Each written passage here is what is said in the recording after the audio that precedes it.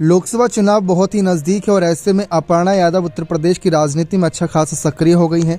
Social media पर इस बात की लगातार वह जानकारी दे रहे हैं। जहां सोशल मीडिया साइट एक्स पर हालिया उनके कुछ पोस्ट देखे जाए तो उन्होंने बीजेपी के दिग्गज नेताओं से मुलाकात करी और रायबरेली के जो पिछले सांसदीय चुनाव में उतरे थे दिनेश प्रताप सिंह, उनसे भी मुलाकात करती नजर आई। आखिर इसके क्या ही मायने निकाले जाए?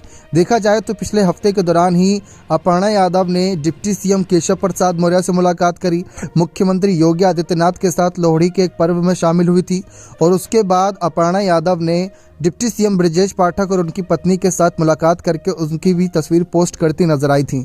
अब उनका जो हालिया पोस्ट है वह नजर आ रहा है जिसमें वह रायबरेली महोत्सव में पहुंची और वहां पर उन्होंने कलाकारों की अद्भुत प्रस्तुतियां देखी। इसका पोस्ट उन्होंने करते हुए लिखा कि रायबरेली महोत्सव में कलाकारों की अद्भुत प्रस्तुति देखी, साथ में उपस्थित रहे राज्य मंत्री स्वतंत्र प्रभार आदरणीय दिनेश प्रताप सिंह जी। अब ऐसे में सवाल ये बनता है कि आखिर रायबरेली सीट के पिछले सांसदीय चुनाव में उतरे थे दिनेश प्रताप सिंह, उनके साथ मुलाकात करने अचानक से अपर्णा यादव क्यों पहुंची हैं? क्या उनको कोई संकेत मिला है? क्या रायबरेली सीट पर अब बीजेपी उनको उतारने का मन बना रही है?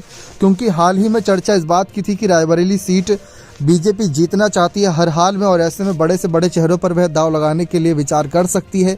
रायबरेली सीट की अगर हम बात करें तो सोनिया गांधी लगातार इस सीट से अच्छे खासे मतों से जीतकर सांसद चुनी जा रही हैं, लेकिन इस सीट की बात करें तो पिछले चुनाव में दिनेश प्रताप सिंह को 1,67,000 वोटों से हार का सामना करना पड़ा था और उससे पहले बीजेपी के अजय अग्रवाल साल 2014 में तो 3,52,000 वोटों से हारे थे।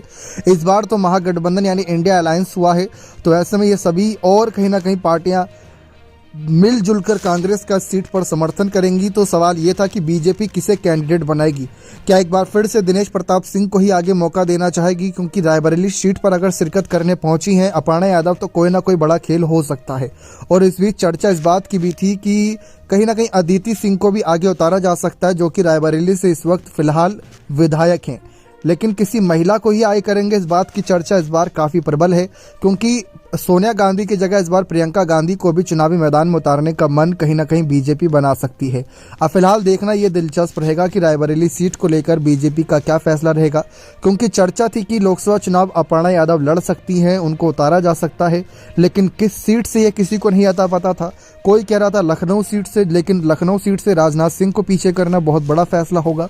लेकिन रायबरेली सीट एक ऐसी सीट रही है जो लगातार बीजेपी हार रही है और यहाँ से अगर अपर्णा को आगे करते हैं तो यहाँ से सपा का परिवार यानी जो उनका सफाई परिवार है वो भी उनके खिलाफ नजर नहीं आएगा। बने रहे चैनल के साथ, बहुत बहुत धन्यवाद।